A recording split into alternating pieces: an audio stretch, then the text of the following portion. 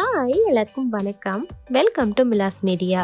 இந்த வீடியோவில் இன்னைக்கு நாம் ஒரு சைடிஷ் ரெசிபி கடப்பா எப்படி செய்கிறதுன்னு தான் பார்க்க போகிறோம். இது இட்லி, தோசை, பொங்கல் எல்லாத்துக்குமே ரொம்ப பொருத்தமாக இருக்கும். செய்கிறதும் ரொம்ப சுலபமாக செஞ்சிடலாம். இது எப்படி செய்கிறேன் அப்படிங்கிறத வாங்க பார்க்கலாம்.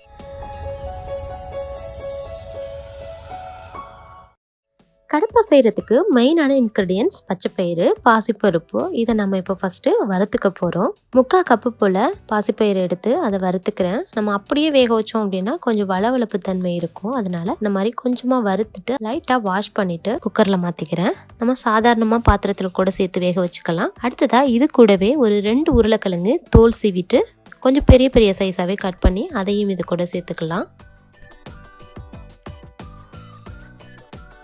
இப்போது இது கூட ஒரு 3 கப் அளவுக்கு தண்ணி சேர்த்துக்கிறேன். ரொம்ப அதிகம் சேர்த்துற வேண்டாம். 3 கப் அளவு சேர்த்தோம் அப்படின்னா கரெக்டாக இருக்கும். கூடவே 1 டீஸ்பூன் எண்ணெய், எந்த எண்ணெய்னாலும் சேர்த்துக்கலாம். ஒரு 1/2 டீஸ்பூன் அளவுக்கு மஞ்சள் பொடி, இதையும் சேர்த்து இப்போ க்ளோஸ் பண்ணிட்டு வேக விட்டுறலாம். இது ஒரு 4 விசில் வர வரைக்கும் இருக்கட்டும். நம்ம நார்மலான பாத்திரத்தை வேக வச்சோம் அப்படின்னா நல்லா குழஞ்சி பூ போல வந்ததுமே இறக்கிக்கலாம்.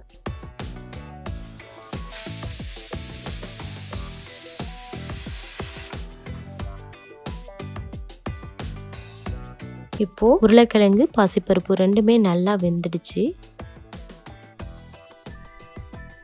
அடுத்ததா இப்போ நாம அந்த உருளைக்கிழங்கு மட்டும் தனியாக எடுத்துட்டு பாசிப்பருப்பை நல்லா கடைஞ்சி எடுத்துக்கணும்.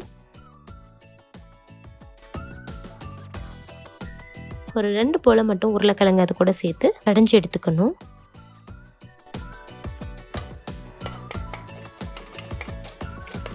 பாசிப்பருப்பு ஃபுல்லாகவுமே நல்லா மேஷ் ஆனதுக்கு அப்புறமா நம்ம எடுத்து வச்சுருக்க உருளைக்கிழங்கையும் சேர்த்து ரொம்ப அதை மசிச்சிடக்கூடாது. கொஞ்சம் 1-2 இருக்க மாதிரி லைட்டாக மசிச்சு விட்டுட்டு அதை ஒரு பாத்திரத்தில் மாற்றிக்கலாம்.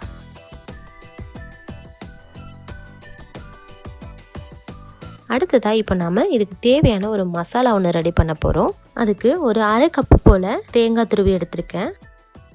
மிக்ஸி ஜாரில் மாற்றிக்கலாம். அடுத்ததாக இது கூட இஞ்சி, பூண்டு கொஞ்சமாக சேர்த்துட்டா போதும். 3 பச்சை மிளகாயை இந்த மாதிரி ஒடிச்சு சேர்த்துக்கிறேன்.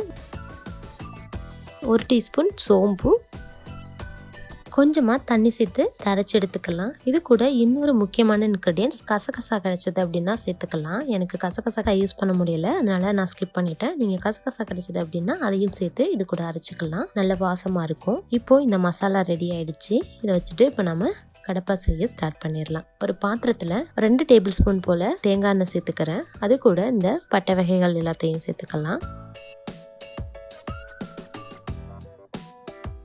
கூடவே ஒரு 1/2 டீஸ்பூன் சீரகம், 1/2 டீஸ்பூன் கடுகு நல்லா பொரிஞ்ச அப்புறமா ஒரு வெங்காயம் நீள நீளமாக இந்த மாதிரி கட் பண்ணி வச்சுருக்கேன். அதையும் சேர்த்துக்கலாம். வெங்காயம் கொஞ்சம் அதிகமாகவே சேர்த்துக்கலாம், நல்லாயிருக்கும்.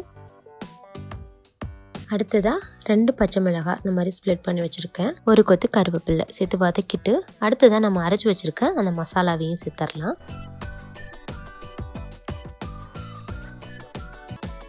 இப்போ அதை நல்லா மிக்ஸ் பண்ணி வச்சுட்டு ரொம்ப கொதிக்க விடாமல் லைட்டாக ஒரு கொதி வந்ததுமே ஏற்கனவே மேஷ் பண்ணி வச்சுருக்க உருளைக்கிழங்கு, பாசிப்பருப்பு அதையும் சேர்த்துடலாம்.